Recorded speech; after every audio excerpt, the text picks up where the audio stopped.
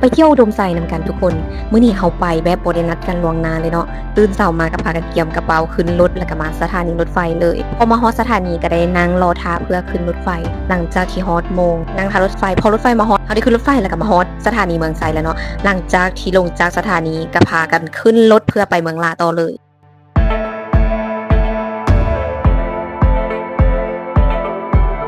ตอนนี้เฮาได้มาฮอดเมืองลาแล้วก็คือได้มาซื้อต้นเงินต้นคำเนาะเพื่อไปบูชาอยู่วัดพระเจ้าสิงห์คำเพื่อไปขอพร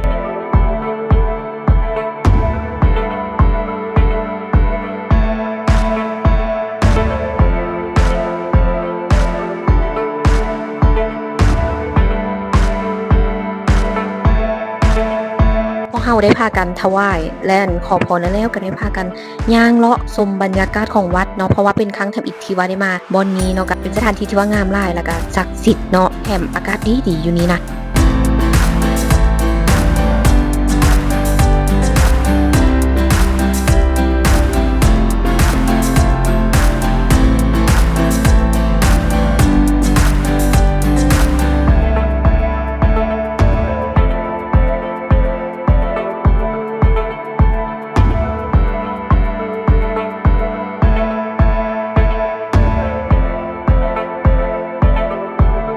หลังจากที่ว่าพวกเฮาขอพรอยู่วัดแล้วก็ได้พากันขี่รถกลับเมืองไสเนาะพอมาฮอดเมืองไสก็ถือว่าฮอดโมงแล้วเนาะฮอดโมงกินข้าวแลงก็ได้พากันไปเลาะอยู่ตลาดมืดเมืองไสมาซองหาอีหยังกินก่อนไปซองแล้วก็ได้ซื้ออาหารเพื่อมานั่งกินก็ได้ประมาณ 3-4 อย่างเนาะในเวลาที่ว่ากินเนาะก็ได้ชมศิลปะเนาะบ่ว่าจะเป็นการตีระนาดหรือว่าการฟ้อนร้องเพลงต่างๆก็ถือว่าม่วนหลายเนาะแล้วก็แบบมันบรรยากาศดีขนาด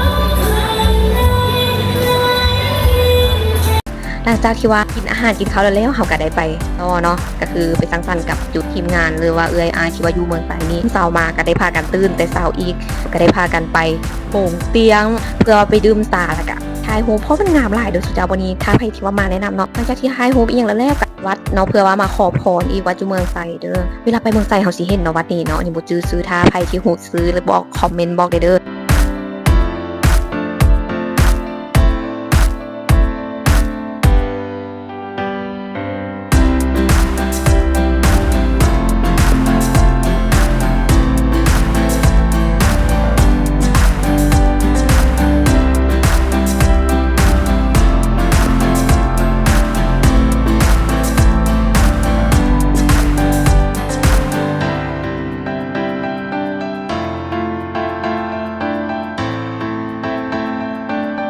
เอามาขอพรแล้วเขาก็ได้พากันไป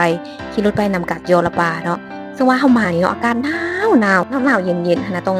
ได้นุ่งเสื้อหนาวตลอดเลยและพอมาฮ้อนนำกัดเนาะเขาก็ได้พากันไปลอถ่ายรูปหลายอย่างเนาะถ่ายรูปจนเมื่อยแล้วก็หลังจากนั้นก็กลับมาแวะเฮือนเอื้อยก็เนาะเพื่อว่ามากะเกียมท่าขึ้นรถไฟพอฮ้อนโมงพวกเขาก็ได้มาสถานีรถไฟเพื่อกลับหลวงพระบางก็ถือว่าจบทริปเนาะสำหรับทริปเที่ยวเมืองไซครั้งนี้เนาะขอบใจทุกคนหลายๆเด้อที่ว่าตอนรับเป็นอย่างดีเอาไว้โอกาสหน้าเจอกันใหม่สำหรับคลิปนี้บ๊ายบาย